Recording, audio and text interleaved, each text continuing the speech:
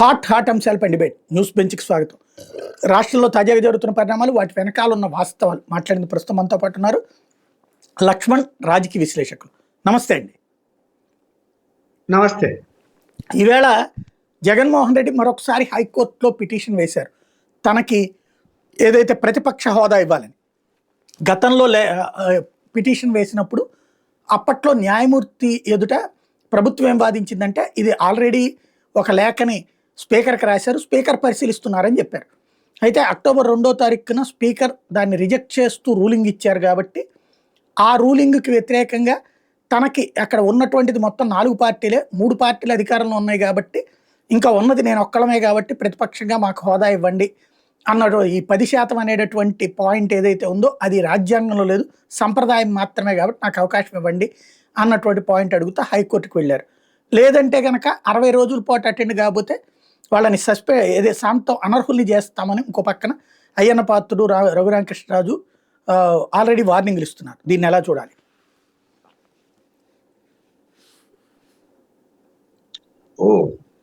ఇవ్వాలనుకుంటే ఇవ్వచ్చు, వాళ్ళు ఇవ్వకూడదని నిర్ణయించుకున్నప్పుడు ఏదో విధంగా జగన్మోహన్ రెడ్డి గారిని ఇబ్బంది పెట్టాలి.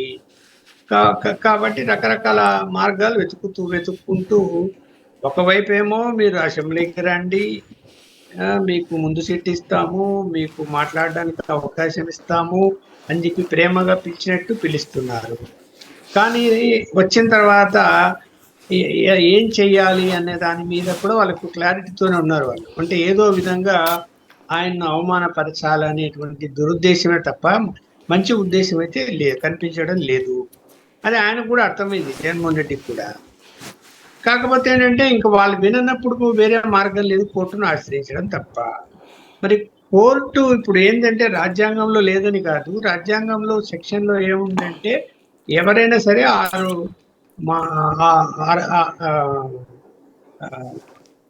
10% ఎన్ని రోజులు కంటిన్యూగా 60 రోజులు 60 రోజులు కంటిన్యూగా 60 రోజులు పార్లమెంటు సభ్యులు కానీ శాసనసభ్యులు కానీ హాజరు కాకపోతే స్పీకర్ చర్యలు తీసుకోవచ్చు అని చెప్పి ఉంది. దాన్ని రాష్ట్రాలు కూడా అమలు చేయాలి. అక్కడ అసెంబ్లీ అనే మాట అంటే శాసనసభ్యులు అనే మాట వాడారు కాబట్టి అది రాష్ట్ర శాసనసభలో కూడా దాన్ని పాటించాలని ఉంది. అయితే ఎవరు దాన్ని పెద్దగా పట్టించుకోలేదు, అది ఫాలో కాలేదు. చాలా మంది అప్పుడు అనుకుంటే చంద్రబాబు నాయుడు గారు కూడా కంటిన్యూగా హాజరు కాలేదు. మరి చేయగలిగినారా? చేయలేదు. అది ఏంటంటే ప్రజల నుంచి ఎన్నుకోనబడినటువంటి వ్యక్తిని ఏదో హాజరు కాలేదు కదా అని ఒక నెపంతో పదవి లేకుండా చేయాలా అనుకోవటం అన్నది ఆ సంప్రదాయం మంచిదైతే కాదు. అందువలన సంప్రదాయం మీరన్నారు, అసలు సంప్రదాయం ప్రకారం ఎవరి మీద ఏం చర్యలు ఎప్పుడు తీసుకోలేదు. ఎన్టీ రామారావు కూడా హాజరు కాలేదు, చంద్రబాబు నాయుడు హాజరు కాలేదు, చాలా రాష్ట్రాల్లో కూడా అలా జరిగాయి. అందువలన అది సంప్రదాయమే కాదు చర్యలు తీసుకోవడం అన్నది, తీసుకోలేదు కూడా. ఇప్పుడు తీసుకోవాలంటే కూడా ఇంకా చాలా సమయం ఉంది. ఇప్పుడు 1, 2 సెషన్లు 3 సెషన్లకు ఏమవుతుంది? 60 రోజులు కంటిన్యూ కావాలి కదా.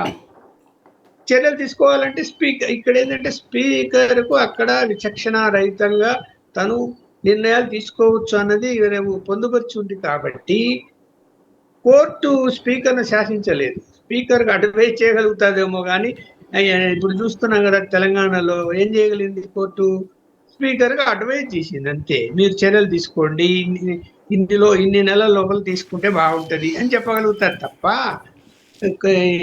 దాన్ని వాళ్ళ చేతులకు తీసుకొని ఆర్డర్ వేసే పరిస్థితి కోర్టులకు ఇవాళ లేదు. అక్కడ పార్లమెంట్లో స్పీకర్ విషయంలో కానీ, ఇక్కడ అసెంబ్లీలో స్పీకర్ విషయంలో కానీ. అందువలన ఇప్పుడు కోర్టుకు వెళ్ళినా కూడా నోటీస్ ఇస్తారు, ముందు పోయినప్పుడు నోటీస్ ఇచ్చారు. సరే, మామూలుగా ఏంటంటే అది ప్రభుత్వానికి నోటీస్ పోతే స్పీకర్ నిర్ణయం కాబట్టి స్పీకర్ పంపిస్తారు. స్పీకర్ తరపున అంటే అసెంబ్లీ తరపున అడ్వకేటు కోర్టులో ఏం వాదించాలని వాదిస్తాడు. సరే, ఏమి రిప్లై ఇస్తారు ఏంటి అనేది ఇప్పుడు మళ్ళా జరుగుతున్నది. కాబట్టి మరి వాళ్ళు వాటిని ఉదాహరించి కౌంటర్ అయితే వేయాలి కదా. ఏ కేసు అయినా సరే కోర్టు నోటీస్ ఇచ్చినప్పుడు ఖచ్చితంగా ప్రతివాదులు కౌంటర్ వేయాలి. ఆ కౌంటర్లు ఏం వేస్తారు, మరి ఏం చెప్తారు, వీటినన్నింటినీ పొందుపరుస్తారా, స్పీకర్ ఇష్టము అనేది చూడాలి. ఒకటి అంటే ప్రతిపక్ష హోదా అనేది 10% అనేది లేదు కాబట్టి నేను ఇవ్వాలనా ఇవ్వవద్దా అనేది అది మా యొక్క పరిధిలో అనేది వీళ్ళు వాదిస్తారని నేను అనుకుంటున్నాను. గతంలో కూడా ప్రతిపక్ష హోదా ఇవ్వకపోయినా కూడా ఇప్పుడు ఆపు గవర్నమెంట్ లో కూడా కేజ్రీవాల్ బీజేపీ ముగ్గురు నలుగురు శాసనసభ్యులు ఉన్నప్పటికీ కూడా వాళ్ళకి ముందు సీట్ ఇవ్వడము, మాట్లాడడానికి అవకాశాలు ఇవ్వడము, అలాగే సెక్యూరిటీ ఇవ్వడము, అలాగే ఆఫీసు అంటే లెజిస్లేటివ్ పార్టీ బీజేపీ లెజిస్లేటివ్ పార్టీకి అక్కడ ఒక అసెంబ్లీలో గది కేటాయించడం, ఆఫీస్ అంటారు దాన్ని కేటాయించడము. అలాగే ఇక్కడ మనం ఉమ్మడి ఆంధ్రప్రదేశ్ లో కూడా పీజేఆర్ ఉన్నప్పుడు కూడా ఆయన కూడా ఇదే ఫెసిలిటీస్ అన్ని ఇచ్చారు. ఆఫీసు మామూలుగా అయితే ఆఫీసు కూడా ఇవ్వాల్సిన అవసరం లేదు. అంటే ప్రతిపక్ష హోదా ఇవ్వనప్పుడు ఆ పార్టీలో శాసనసభ్యులు మామూలు శాసనసభ్యుల కిందకి వస్తారు కానీ గుర్తింపు కిందికి రారు కాబట్టి, హోదా కింద రారు కాబట్టి ఇవ్వాలని కూడా లేదు, ఆఫీస్ ఇవ్వాలని. అవన్నీ ఇచ్చాడు. అలాంటి ఫెసిలిటీస్ వీళ్ళకు కూడా ఇచ్చే ప్రయత్నము కూడా వీళ్ళు చేయలేదు ఇప్పటి వరకు. నేను అనుకుంటున్నాను అక్కడ నీకు వైఎస్ఆర్సీపీ ఎల్పీ ఆఫీస్ ఎక్కడుంది, ఎక్కడిచ్చారు, గది కేటాయించలేదు అనుకుంటున్నాను నాకున్న సమాచారం. కేటాయించలేదు ఒకటి. అరే బాబు మీరు రండి ముందు సీట్లలో. మామూలుగా అయితే ఈవెన్ ఇండిపెండెంట్ ఒకరు గెలిచినా ముందు సీట్లో కూర్చుంటారు. లేదు సిపిఐ సిపిఎంలు ఒక్కొక్కరు గెలిచింది నేను చూశాను చాలా, వాళ్ళు కూడా ముందు కూర్చుంటారు. మాట్లాడేటప్పుడు ఏంటంటే అవకాశం ఇస్తారు వాళ్ళకు. ప్రతి ఒక్క అట్లా పార్టీకి ఒకరికే అవకాశం ఇస్తారు మాట్లాడటానికి. ఇక్కడ ఏదో విధంగా అవమానం పాలు పరచాలా అనేటువంటి ఉద్దేశం ఇక్కడ ప్రభుత్వం దగ్గర కనిపిస్తున్నప్పుడు మరి ఆయన ఒక హోదాలో రావడం వేరు, హోదా లేకుండా రావడం వేరు. హోదా లేకుండా వచ్చినప్పుడు నీకు లోపలికి వచ్చిన తర్వాత అవమానపరచరని ఎలా చెప్పగలుగుతాము? చూస్తున్నాం కదా ఎన్నెన్ని మాటలు మాట్లాడుతున్నారు బయట. ఏది ఏమైనా ఒక మాజీ ముఖ్యమంత్రి, అలాగే ప్రస్తుత శాసనసభ్యుడు, అంతకుముందు పార్లమెంటు సభ్యుడు, ఒక రాజకీయ పార్టీకి అధ్యక్షుడు. వీటన్నిటిని దృష్టిలో పెట్టుకొని గౌరవించాలా అనేది ఎక్కడ మనకు కనపడడం లేదు కదా. ఎవరైనా సరే, ఈవెన్ చంద్రబాబు నాయుడు ప్రతిపక్షంలో ఉన్నా కూడా చంద్రబాబు నాయుడు గారు కూడా గౌరవపరచాల్సిందే, అగౌరవపరచకూడదు.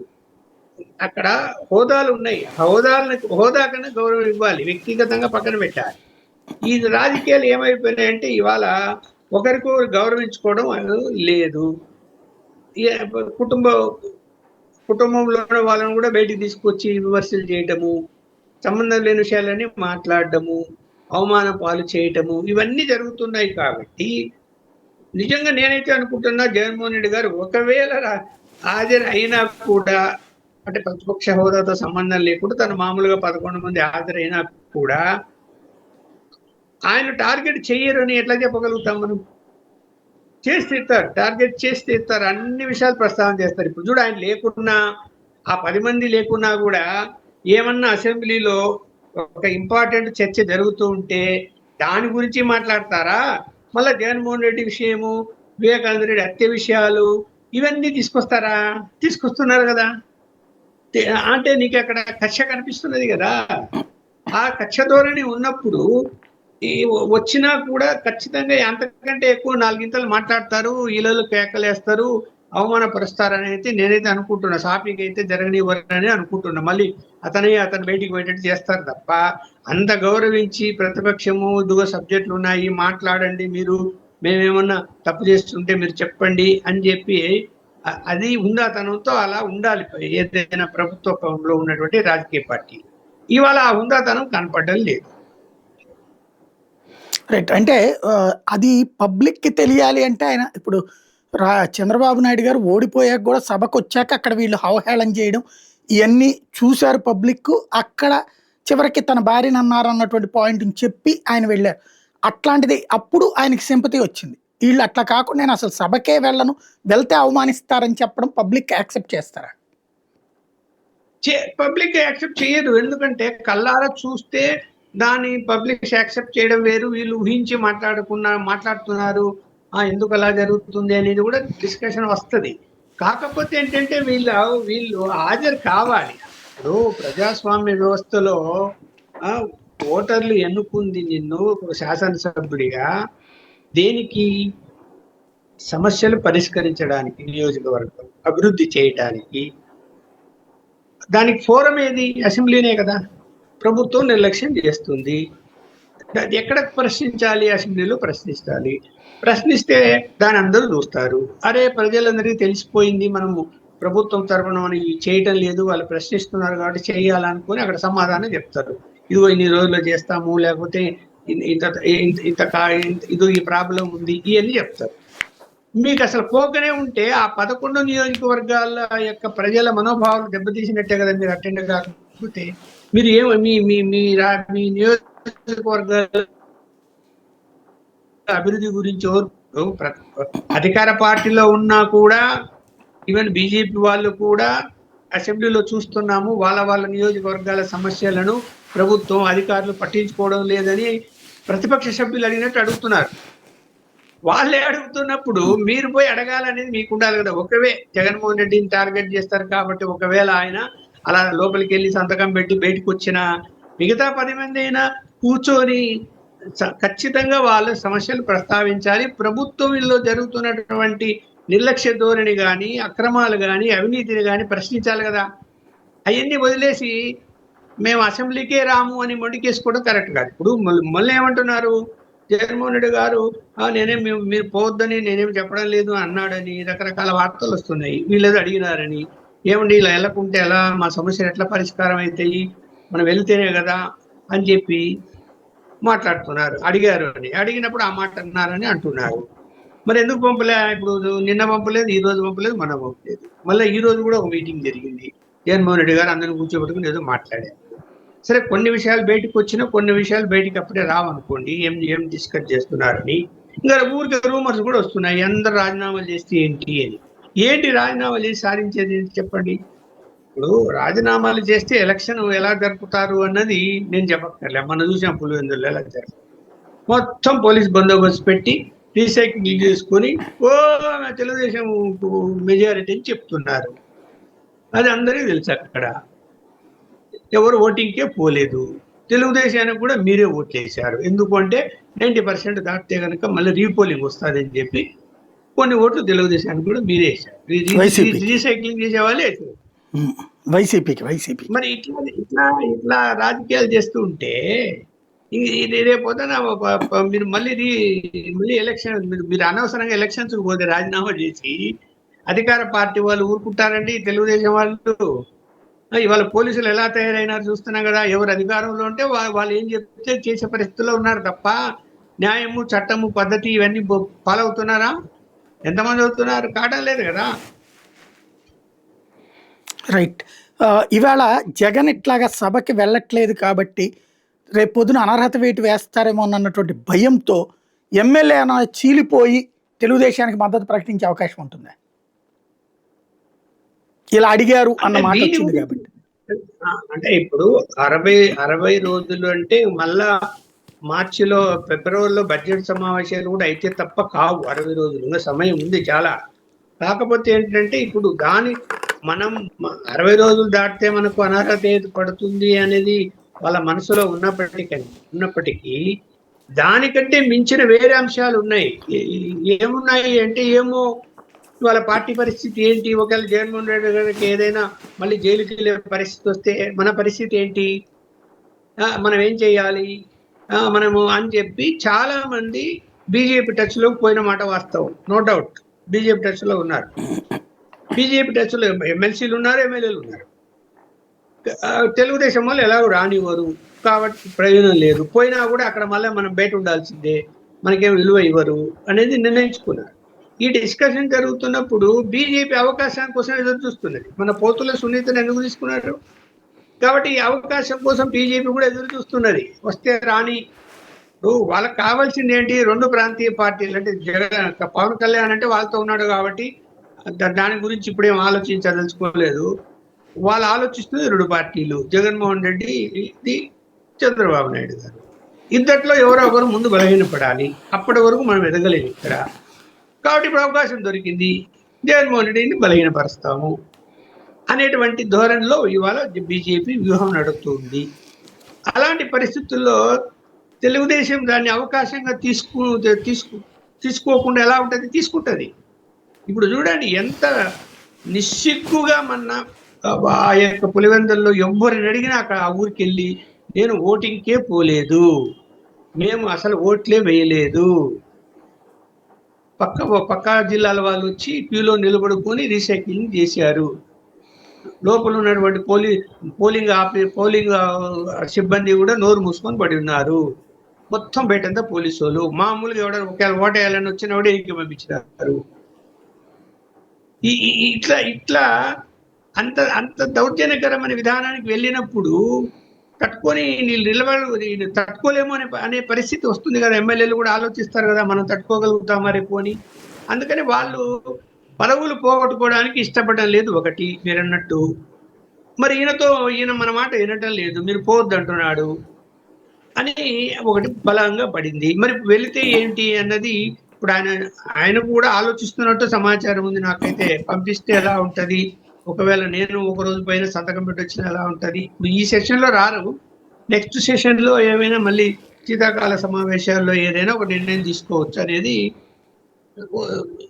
చూడాలి. మరి ఏం చేస్తారు.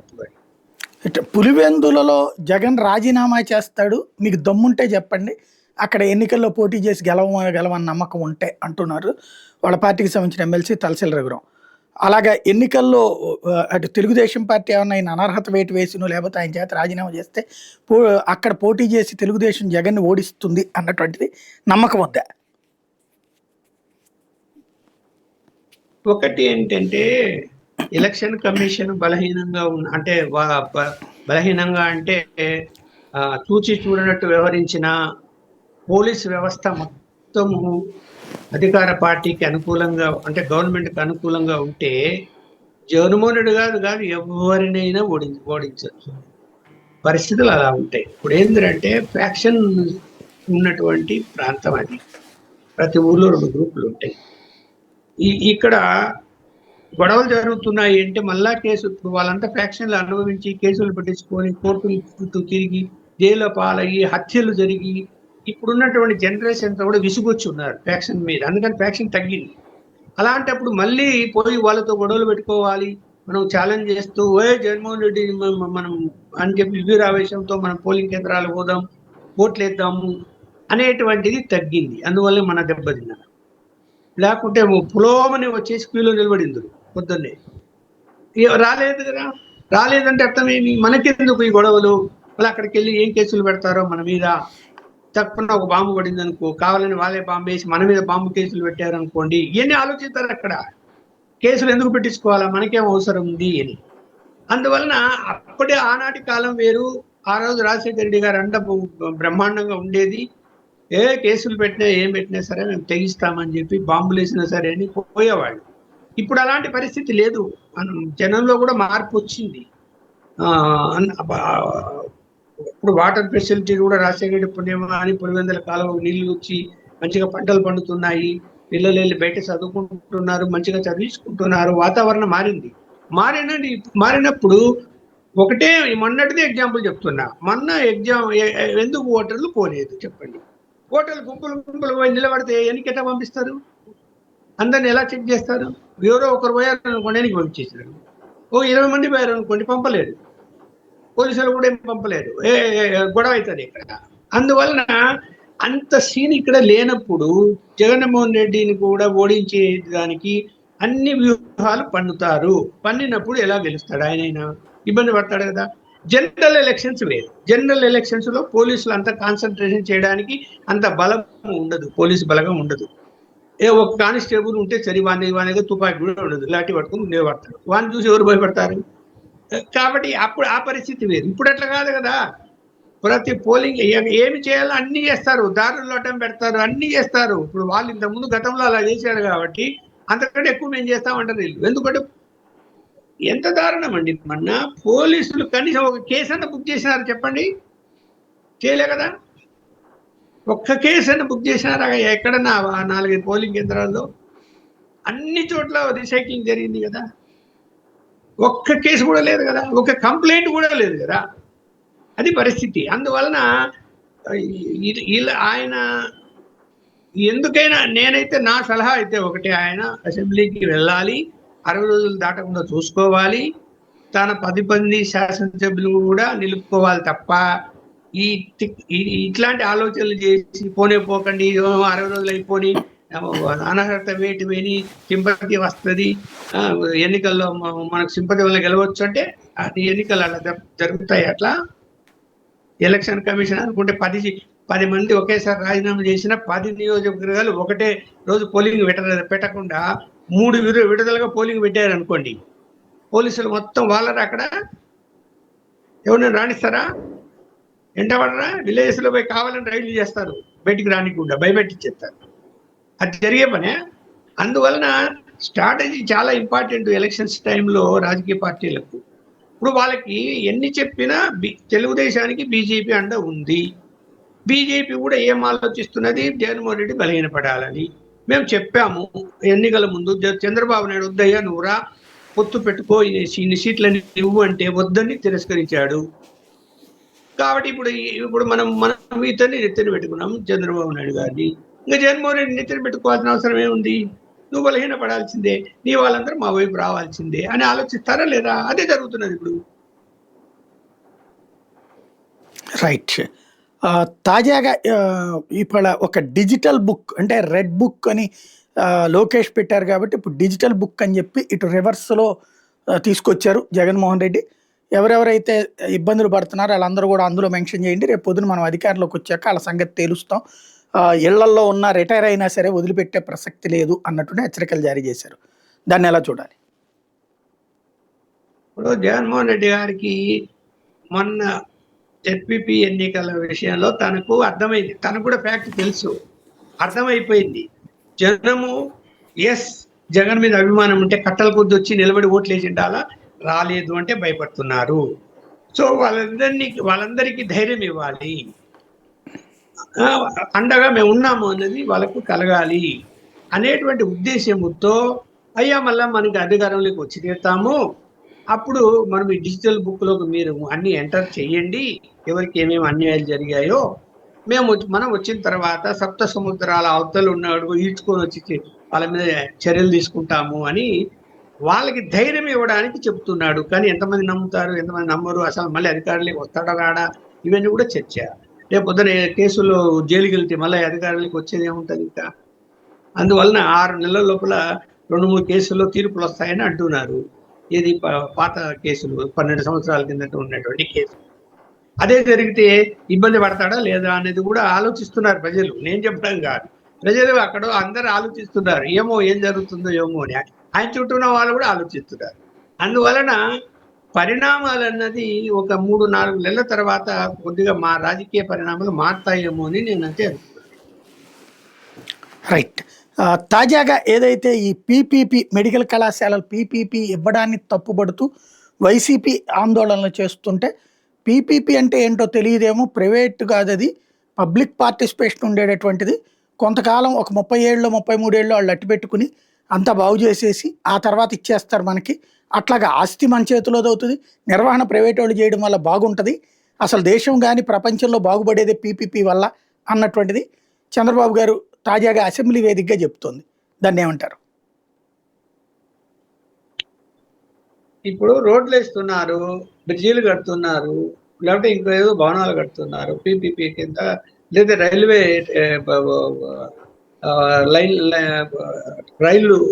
రైళ్లలో కూడా క్లీనింగ్ ప్రైవేట్ భాగస్వామ్యం తీసుకొస్తున్నారు.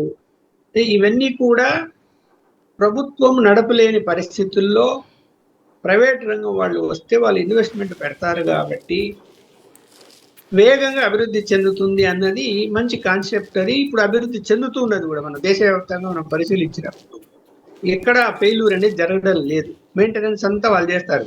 అదే మనం ఒకప్పుడు R&B వాళ్ళు రోడ్లు మెయింటెనెన్స్ అంటే ఎలా ఉండేది చూసాము కదా, ఇప్పుడు అలా కాదు కదా. హైవేలో వెంటనే వర్షం వచ్చి గుత్తపడింది అంటే మరుసటి రోజు దాని వెంటనే వాళ్ళు ప్రైవేట్ వాళ్ళు వచ్చేసి ఎవరైతే టోల్ ట్యాక్స్ వసూలు చేస్తున్నారో వాళ్ళు దాన్ని సరి చేస్తున్నారు. ఇలాంటి పరిస్థితుల్లో ఇది ఎడ్యుకేషన్, విద్యారంగాన్ని కూడా అలా ఆలోచించడం అనేది ఎంతవరకు కరెక్ట్ అని నేనైతే వాడుతున్నాను. ఇప్పుడు ప్రభుత్వ పరంగా జగన్మోహన్ రెడ్డి గారు పర్మిషన్లు తీసుకొచ్చారు, వాటికి తెచ్చింది మీరు కాదు. మీరు తెచ్చిన వాటికి మీరు అలాంటి ఆలోచన చేసి ఉంటే అది వేరే అంశం. ఆయన అలాంటి ఆలోచన చేయలేదు. ప్రభుత్వ పరంగానే కాలేజీలు కట్టిద్దాము, ఉన్న పరిస్థితుల్లో ప్రభుత్వ కాలేజీలు అయితే కనుక మెరుగుపడతాయి, అందులో హాస్పిటల్స్ కూడా వస్తాయి, వైద్య పరంగా ప్రజలకు సౌకర్యంగా ఉంటుంది, ఉచిత వైద్యం లభిస్తుంది, ప్రభుత్వ మెడికల్ కాలేజీల్లో ఆసుపత్రులు ఉంటే ఉచిత వైద్యమే కదా అక్కడ అనే ఉద్దేశంతో ఆలోచించాడు. సరే, ఆర్థికమైన ఇబ్బందులు ఉండి కొన్ని కట్టాడు, కొట్టలేదు, ఇవన్నీ జరిగాయి అనుకోండి. ఆయన పీరియడ్లో చేయలేకపోయాడు అనుకున్నాం.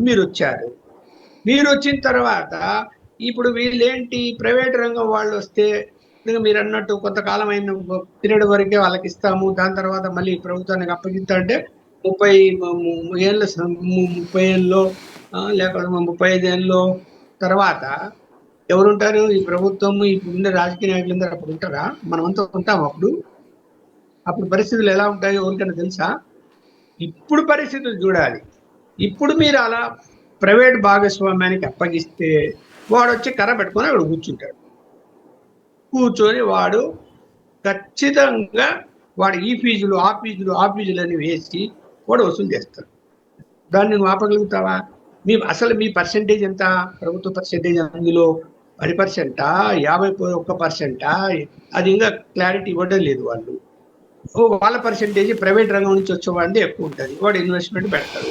పెట్టినోడు వాడి ఇన్వెస్ట్మెంట్ తిరిగి రావాలని కోరుకోడా? వాడు వ్యాపారవేత్త కదా, వ్యాపారం చేస్తాడు, వచ్చి సర్వీస్ చేస్తాడా? విద్య కానీ లేకపోతే వైద్యం కానీ సర్వీస్ ఓరియంటెడ్ సెక్టర్స్ ఇవి. మీరు దాన్ని బిజినెస్ సెక్టర్స్గా మార్చి పడేస్తున్నారు. ఇవాళ అదే కదా, ప్రైవేట్ ఆసుపత్రులన్నీ ఎలా ఉన్నాయి, అలాగే ప్రైవేటు పాఠశాలలు కానీ కాలేజీలు కానీ ఎలా ఉన్నాయి, దోపిడీ చేసేస్తున్నారు కదా. ఈ దోపిడీకి అంతం ఎవరు పలకాలి? ప్రభుత్వమే కదా ఆలోచించాల్సిన అవసరం ఉంది. నేనైతే చెప్తున్నాను, అసలు మీరు వాటిని పీపీల కింద ఇవ్వడం అన్నది మీకు అసలు హక్కే లేదు. తెచ్చింది మీరు కాదు కాలేజీలు, అసలు అది తెచ్చింది జగన్మోహన్ రెడ్డి గారు. మీరు తేలేదు, మీరు తీసుకురండి. ఇప్పుడు మీరు తీసుకొచ్చి వాటిని ఆ విధంగా పెట్టుకుంటామంటే పెట్టుకోండి. వాటిని ఆ నిర్మాణాలు పూర్తి చేయడానికి పెద్ద ఏం అవసరం లేదు. పూర్తి చేసేస్తే ప్రభుత్వ వస్తాయి ఇక్కడక్కడ, ఓకే. వాళ్ళు చెప్పేది ఏంటి, మా దగ్గర డబ్బులు లేవు, రెండోది మెయింటెనెన్స్ కష్టము, ఇవి మాట్లాడుతున్నారు. మెయింటెనెన్స్ కష్టం ఎందుకు అవుతుందండి? అక్కడ నీకు మామూలు ఫీజులు వసూలు చేస్తారు, అది మెయింటెనెన్స్కి వస్తుంది, కొంత గ్రాంట్ ఇవ్వాల్సి వస్తుంది, సెంట్రల్ గవర్నమెంట్ గ్రాంట్ కూడా వస్తుంది. ఇవన్నీ కూడా ఆలోచించుకొని మీరు ప్రభుత్వ పరంగా నడిపింగా 17 మెడికల్ కాలేజీలు అంటే 17 చోట్ల ప్రభుత్వ ఆసుపత్రులు వస్తాయి అంటే ఎంత అడ్వాంటేజ్ ఉంది పబ్లిక్కి? ఫ్రీగా ట్రీట్మెంట్ నడుస్తుంది. ఇప్పుడు రేపు వాడు వస్తాడు ప్రైవేట్ రంగం వాడు ఫ్రీగా ఇస్తాడు ట్రీట్మెంట్. కన్సల్టింగ్ ఫీజు 200 కట్టండి, 400 కట్టండి అని మొదలు పెడతాడు. లోపలనే మందుల షాపులు పెడతారు, లోపలనే అన్ని అలౌ చేస్తారు. మరి ఏమైపోతుంది? దోచి పారేస్తారు. దాన్ని ఎట్లా ఆపుతారో చెప్పమని చూద్దాం ప్రభుత్వాన్ని. ఇప్పుడు ప్రభుత్వం ప్రైవేట్ భాగస్వామ్యము, మీరు వాళ్ళ దోపిడీని ఎట్లా ఆపుతారు? మీకున్న అధికారాలు ఏంటి? మీరు ఏ విధంగా కండిషన్లు పెడతారు రేపు అనేది జనానికైతే వాళ్ళు చెప్పి తీరాలి. రైట్. ఫైనల్గా ఒక్కటి చెప్పండి, ఈవేళ ఓజీ సినిమా టెంపో ఓ పక్కన పెద్దగా నడుస్తుంది. అయితే అమెరికాలో ఓజీ సినిమాకి సంబంధించిన షోల్ని రద్దు చేస్తూ ఏదో నిబంధనలకు విరుద్ధంగా వ్యవహరించమన్నారు, లేకపోతే టిక్కెట్లకు సంబంధించి ఎక్కువ చూపించమన్నారు, ప్లస్ ఏయో ఘర్షణలు సృష్టించే వాతావరణం ఉంది అన్నటువంటి కారణంగా అక్కడ షోలు రద్దు చేయడం, అట్లాగే ₹1000 బెనిఫిట్ షోకి తర్వాత ఇతర షోల రేట్లు పెంచుతా తీసుకున్నటువంటి నిర్ణయం మీదన హైకోర్టులో, తెలంగాణ హైకోర్టులో పిటిషన్ వేస్తే తెలంగాణ హైకోర్టు ఆ మెమోని రద్దు చేయటం, ఈ రెండిటి వెనకాల కుట్రలు ఉన్నాయా లేకపోతే ప్రజల వైపు నుంచి జరిగిన పోరాటాలు అనాలా, ఏమనాలి వీటిని? కుట్రలనే పెద్ద పదం వాడక్కర్లేదు. మనం ఆటోమేటిక్ గా ప్రతిపక్ష పార్టీలు ఉంటాయి. ఇవాళ రాజకీయ రంగంలో ఉన్నప్పుడు వ్యతిరేకమైనటువంటి శక్తులు ఖచ్చితంగా పనిచేస్తుంటాయి రకరకాలుగా. అవి పనిచేస్తున్నాయి. పని చేయకుండా ఎలా ఉంటే మీరు చేయలేదా? వీళ్ళు కూడా చేస్తారు కదా. వీళ్ళు ఏమైనా చేయకుండా ఊరుకున్నారా? చేస్తున్నారు కదా. ఇప్పుడు పవన్ కళ్యాణ్ కూడా తెలుసుకోవాల్సింది ఏంటంటే, నువ్వు రాజకీయ పార్టీ పెట్టావు, దానికి అధ్యక్షుడివి, పార్టీ నడుపుతూ వస్తున్నావు. అప్పుడు నడుపుతూ ఉన్నప్పుడు నువ్వేం చెప్పావు? సినిమాలో నటిస్తూ పార్టీని పెద్దగా నువ్వు డెవలప్ చేయకున్నప్పుడు ఏమన్నావు?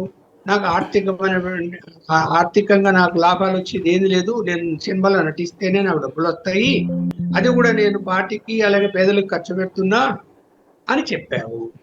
ఇప్పుడు అధికారం వచ్చింది, మళ్ళా డిప్యూటీ సీఎం అయ్యారు. డిప్యూటీ సీఎం హోదాకు, పార్టీ అధ్యక్షులు హోదాకు ఇవన్నీ మర్చిపోయి ఆ పిచ్చి పిచ్చి సినిమాలలో ఆ పిచ్చి పిచ్చి డైలాగులు, ఆ పిచ్చి పిచ్చి వ్యవహారాలు అవన్నీ చూసి జనం ఏమనుకుంటారండి? ఏం గౌరవం ఉంటుందండి? నాకు అర్థం కాదు. మీ అన్న అట్లనే కదా పెట్టి పార్టీ పెట్టి గౌరవం లేకుండా పోయి పార్టీని కాంగ్రెస్ విలీనం చేసి పడుతుంటాడు. మరి గౌరవం అరే అరే ఏం ఆర్థికం అండి? నువ్వు నెల అయితే శాలరీ తీసుకుంటావు కదా శాసనసభ్యుడిగా, డిప్యూటీ సీఎంగా అన్ని సౌకర్యాలు నీకు వచ్చాయి కదా.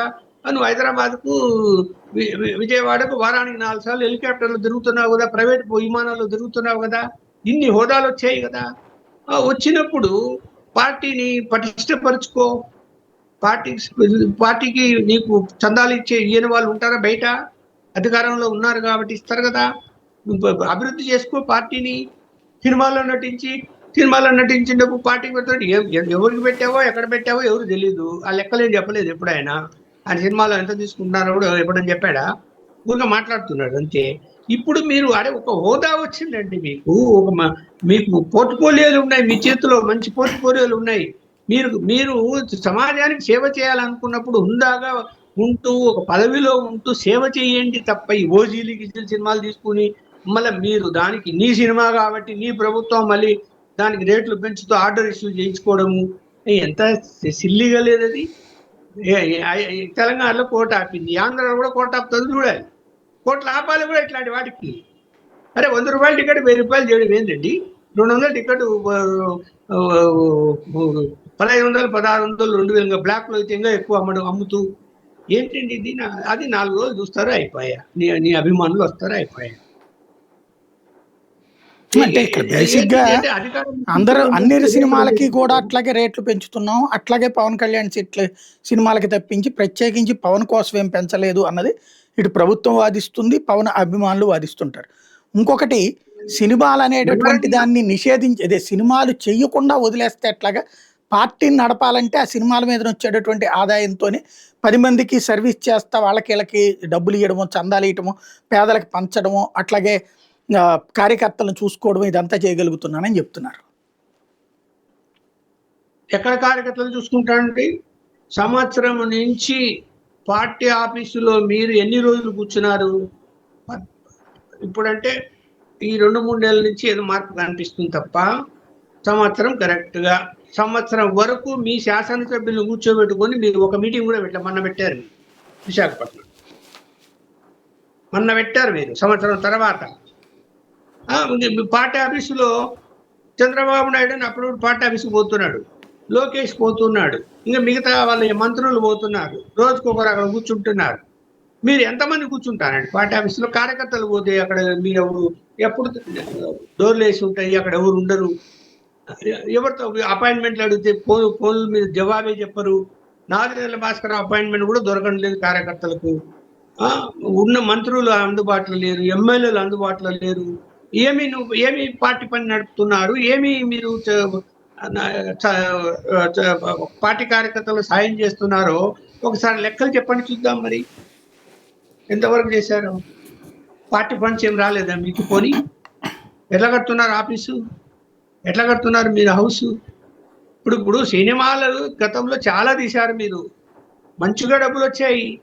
ఇప్పుడు డిప్యూటీ సీఎం అయిన తర్వాత అయినా కూడా మీరు ఆలోచన ధోరణి మానుకోవాలి. కానీ ఇంకా సినిమాలు తీసుకుంటే మళ్ళీ ముఖ్యమంత్రి పదవి కావాలని ఆశిస్తున్నావు, మీ కార్యకర్తలు ఆశిస్తున్నారు, బీజేపీ కూడా ఆలోచిస్తున్నది నేను ముఖ్యమంత్రి చేస్తే ఎట్లా ఉంటుందని.